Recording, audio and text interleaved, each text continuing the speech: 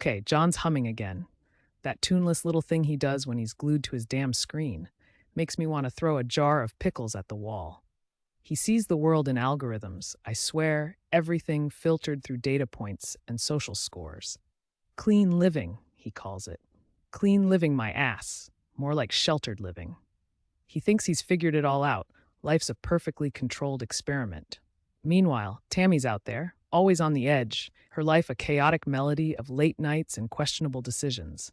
She says she's finding herself, but I see her flailing, and John, he just shakes his head and clucks about moral decay. It's like watching two separate planets orbit entirely different suns. Brandon, bless his heart, he's somewhere in between, isn't he? Always trying to mediate, the eternal peacemaker. He sees both sides, tries to understand, but gets pulled in both directions. A human rubber band stretched thin. He's got this idea of balance, a kind of delicate equilibrium that feels fragile. He's afraid to get messy, afraid to genuinely choose. That's the problem, isn't it? The fear of the mess. Like you can just exist in a sterile, perfectly balanced petri dish and claim you're strong. Look at Emily. She went full throttle, deep dives into the abyss. Remember that phase? The all-nighters, the protests, the conspiracy theories.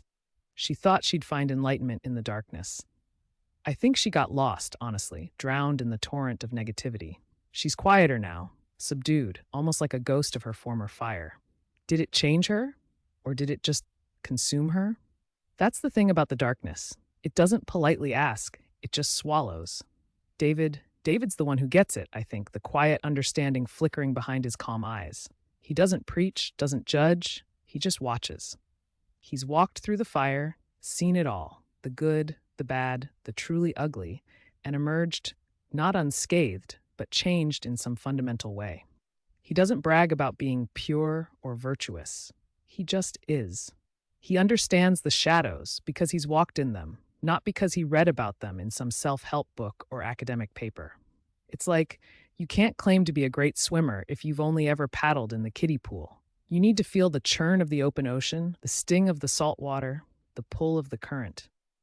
How can you know the strength of your keel, the resilience of your sails, if you've never faced a storm? You can't truly know the warmth of the sun if you've never experienced the chill of the night. You can't honestly know the taste of sweetness without understanding the bite of bitterness. It's not about becoming the darkness.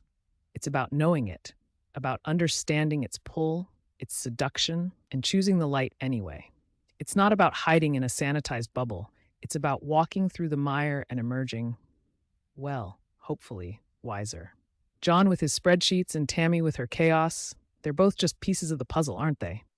And Brandon, hovering, still not sure which side to fully commit to.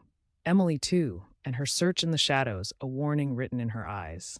They all represent something. But it's David, quietly radiating that inner strength. The quiet power cultivated not through avoidance but through confrontation with all the messy, ugly, beautiful contradictions of life. He's it. That's the human paradox, isn't it? We are both saint and sinner, light and shadow, and to know one, you must acknowledge, wrestle, and even embrace the other. That's the duality, the essential push and pull that makes us us. And maybe, just maybe, that's where true strength ultimately lies, in the messy middle, in the dance between the light and the dark, and not by running from the dark, but understanding it. You cannot truly know yourself by only looking at what you want to believe you are.